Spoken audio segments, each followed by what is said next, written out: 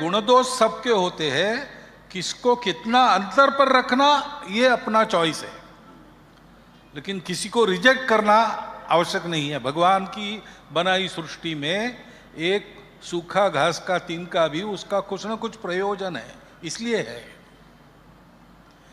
ऐसा भाव रखकर सबको अपनाना, मन में ये भाव रखना अपनेपन का, इसको कहते हैं सामाजिक समरसता। सब भगवान के बनाए हैं, ऊंच नीच कहां से आ गया भाई? जाति वर्ण की व्यवस्थाएं रही होगी, भेद कहां से आ गया? व्यवस्था भेद के लिए नहीं होती है। जिस व्यवस्था में भेद घुस जाता है वो धर्म का, समाज का नुकसान करती है।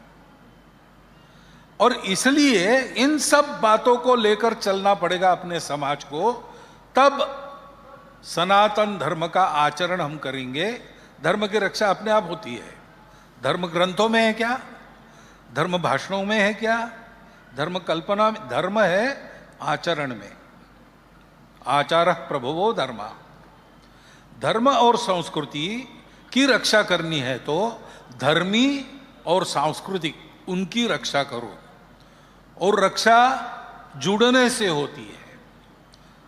शक्ति उससे उत्पन्न होती है। संघे शक्ति कलौ युगे, ऐसा कहते हैं। जुड़ना है तो मन में अपनापन चाहिए, मन में समरसता चाहिए। यह उपाय है। आज के परिस्थिति में संपूर्ण दुनिया को रास्ता दिखाने का काम भारत के पास ही आने वाला है। इससे हम छूट नहीं सकते, वो हमको आज ना कल करना ही पड़ेगा। समरसता यह भारत की एकता और शक्ति के लिए आवश्यक है। मनुष्य के बीच किसी प्रकार के भेद जन्म के आधार पर होना, रंग के आधार पर होना, जाति के आधार पर होना, यह ईश्वर के विरुद्ध के पाप है। यह इस देश के अंदर अनुभव में आना चाहिए, आचरण में आना चाहिए।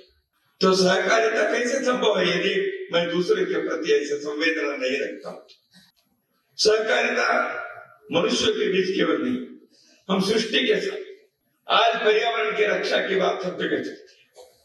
जल बचाओ, ऊर्जा बचाओ, पौधा लगाओ, पेड़ लगाओ, जल, जंगल, जमीन, जानवर, इन सब के साथ जीना चाहिए। यही तो सहकारिता है। व्यष्टि, समष्टि और सृष्टि के बीच एक सहकारिता चाहिए, व्यक्ति, समाज और प्रकृति के बीच। तो निसर्ग हमें सब कुछ दिया, लेकिन निसर्ग के साथ मनुष्य अन्याय करता है, विकास के नाम पर उसके विनाश करता है।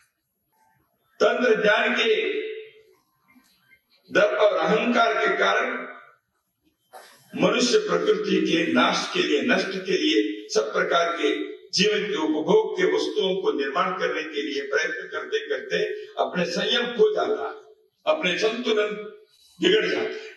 तो इसलिए एक संतुलन चाहिए, एक संयम चाहिए।